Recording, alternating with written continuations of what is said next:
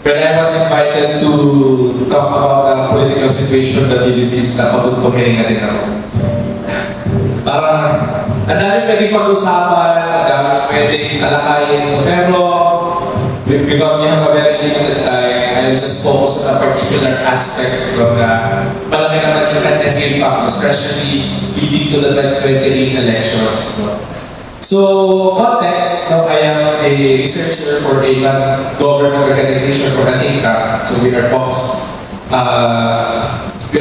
on health and fiscal reforms, particularly tax reforms, universal healthcare. Yeah. So, ang trabaho ko doon ay political mapping. So, prior, during, and after the 2025 election, we mapped the 20th Congress.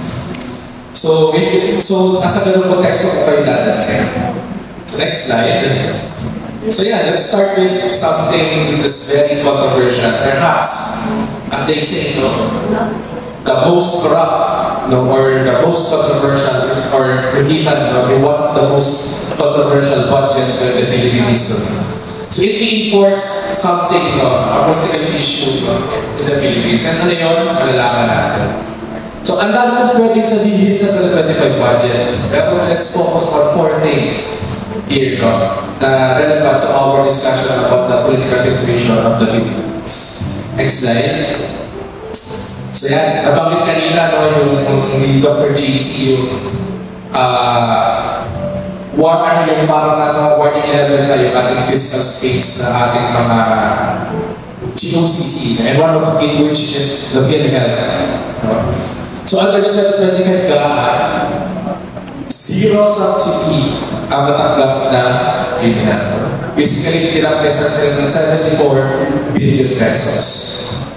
53 billion pesos of which ay supposedly for the indirect contribution or for the contribution of indirect contributors. You see yun? Mga senior citizens, mga indigent patients, including sa huli ang kabataan, yung mga nakasaad sa Universal Healthcare Act ng mga indirect contributors na supposedly, under the law, ay subsidized ng gobyerno. For us, we argue na ito ay against the law. Bakit? Nakalagay sa Universal Healthcare Act at sa ating tax code as amended by the state tax reforms na dapat a portion of tax from sugar-sweetened beverages and tobacco and vape ay dapat nakalaban sa PhilHealth for the implementation of the Universal Healthcare. So by not providing PhilHealth with any subsidy at all, not only it violates the mandate of the law, but also nandun tayo sa risk na baka babangkarote ang PhilHealth. Alam naman natin, when we filed the petition sa Supreme Court challenging the transfer of 89 billion pesos from PhilHealth to the National Treasury, during the course of the oral arguments, nakita natin na talagang may discrepancy on how PhilHealth report their fiscal standing. And dagdag pa doon, nalaman natin na yun palang sa tax collection, instead na napupunta sa special account or special account in the general funds or SANF, napupunta siya sa general fund. Pero malinaw ang nakalagay sa ating tax code na may mga certain percentage from sa tax collection, sa SB, and sa alcohol, sa tobacco and vape, napupunta sa PhilHealth. Pero bakit napupunta sa general fund? At ngayon, zero subsidy under the current budget. And ngayon, sa 2026 ang re-request lang na PhilHealth ay 53 billion pesos. Pero, supposedly, ang tax collection natin, from the tax collection, dapat 63 billion at least ang mapunta sa PhilHealth. So, we have a problem with that. Second point, next slide. Tingnan natin yung budget ng DOH. So, ang natapyas sa GAA compared to the proposal sa NEP ay 25 billion. malaki yung natapyas. Pero ang gusto kong i-highlight dito, aside from the budget cut sa DOH, is yung allocation for the MACI or the medical assistance for indigent and financially incapacitated patients. Mas kilala siya sa tawag na guarantee letter or GL. No? 41.16 billion was allocated to the MACI. No? Imagine, no? Zero subsidy for PhilHealth, 41 billion for MACI. And we all know what happens with the guarantee letter. There's this party list that sounds like eggnog na meron satellite office sa halos lahat ng district sa buong Pilipinas. And they provide this kind of services. Na supposedly hindi. Bakit? Naka-allocate na siya sa DOH. So supposedly, sa DOH siya dapat i-request sa DOH siya magaling. Pero nangyayari, dumadaan sa mga party lists, sa mga representatives, sa mga senators. Whereas, supposedly, under the Universal Healthcare Law, diba, we pool funds sa ating social health, nagbabayad tayo ng PhilHealth, directly or indirectly, and then PhilHealth supposedly ang single payer natin. PhilHealth kasalanan supposedly ang bahala magbayad sa mga healthcare services natin. No, yun yung konsepto basically in a nutshell ng PhilHealth or ng ating universal healthcare. But ano nangyayari? Diba? Siniro natin ang PhilHealth, dinagdagan naman natin yung sa MACI. So ano nangyayari?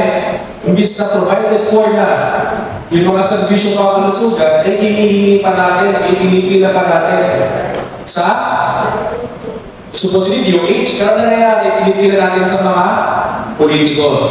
Kung magagawin kayo sa House o sa North Gate, napakahaba ng pila, lalo na pag Monday. And punta kayo sa mga district offices. May congressman ka na sa distrito mo, meron ka pag isang party list na nationwide, kung talagang lahat, halos sa distrito dahil sila ng opisina. Okay? Next slide. Pangatlo, yan, yung budget ng DSWD. 95 billion, no? Sa compared to the net, ang natakas sa budget ng DSWD. And 50 billion dito ay budget cut from Forbis o yung ating Pantawid Pamilya Pilipino program o yung ating conditional cash transfer. Sinasabi nila, i-budget cut din naman sa AKA, i-budget cut din naman sa ATIS, pero kung titingnan nyo yung line item ng DSWD, sobrang laki ng natapyas sa Forbis na supposedly ang institutionalized and a more sustainable and comprehensive, diba, social assistance, social program. Pero ang laki ng napunta sa AKAP, ATIS, na nagiging patronage tool ng mga politiko. O ito yung mas kilala siguro sa tawag na ayuda. Next slide. Yung house. Diba? Ito yung budget. Ito yung net. Yung sa gabuan, trigger pagdating sa income. Halos doble ang itinaas ng budget ng house. And hindi natin alam kung bakit. Para saan? Diba? Supposedly, ang trabaho naman talaga ng house, no? O ng Kongreso in general, kasama ng Senado, ay lawmaking. Diba? Nandiyan din yung kanilang investigative power. But other than that, para saan yung pag-doble ng gasto, ng pondo ng ating Kamara o House of Representatives? So ngayon, bakit ko ba binabanggit itong apat na ito? Ano ba yung kinalaman nito sa politika ng Pilipinas? Next slide. It reinforced ayuda politics. Ayuda in itself is not bad. It's a lifeline for many. Kailangan na kailangan ito ng marami nating kababayan. Pero ang mali, ay naging kasangkapan ito ng mga politiko para sa kanilang mga pansariling interest. I talked to a lot of politicians and political operators last election, and they said 2025 probably is the most expensive o pinaka-magastos na eleksyon. And just to think of it, midterm election lang ang 2025. Pero sobrang gastos daw. Bakit? Bumuhos talaga, bumaha ang ayuda na ibilabas ng mga congressman, mga party list. So kung ikaw ay isang challenger at wala ka pang budget, wala kang makinarya, talagang mahihirapan kang sumabay. And the sad thing about this is, a lot of local progressive politicians resorted to this kind of politics as well. Mababait sa lahat mga political noise na namili ng boto, pero dahil kailangan lang ay magsabayan, humihingi sila ng AX, tupad, akap, sa mga senador, sa mga congressman. They resort na this kind of politics. So kung ngayon pa lang 2025, midterm election, ganoon na gastos ang halalan. What more pagdating ng 2028 election? Next slide. It will be an uphill battle, especially for progressive politicians na usually walang makinarya, walang resources. At naranasan natin yan noong 2022, nung ako mismo, tumakbo noong City Council namin sa aming lungsod. Ito mahirap kayo magsabayan. Eh lalo na nung kapag talagang bumaha lalo ang ayuda. Na supposedly hindi naman dapat yan dumadaan sa mga congressman. At ang masakit dito, ilalalago natin yung patronage politics, pero at the expense of the health of the people. Yung supposedly pumupunta sa PhilHealth na pondo, supposedly sa mga hospital natin, dumadaan sa mga politiko, no? Pero technically hindi natin dapat sa kanila. Kasi nakalodge na sa mga executive departments. At hindi natin maintindihan bakit ang mga congressman, mga senador, meron stat, no? At sila binibigyan ng stats, di ba? Na-abolish yung pork barrel, pero nakahanap siya ng paraan para mas, mas ma-enforce yung patronage politics sa kanigri ng mga district. So next slide. So, gano'n na lang ba yun? Wala pa tayong gagawin? No? I will talk about this further siguro during the panel discussion since given the line tayo natin. Pero I'd like to emphasize na meron tayong window of opportunity. Yun nga lang, sobrang bilis. It's closing in. Diba? In public policy, yung kingdom's model of public policy. Diba? You have the problem stream, the policy stream, and the political stream. Pag nag-align yan, meron tayong tinatawag ng window of opportunity. In our case, no, very highlighted ngayon yung budget, yung flood control projects, at yung politics, medyo nag-align. No? Kasi they say, they're opening the Congress no, for budget deliberation.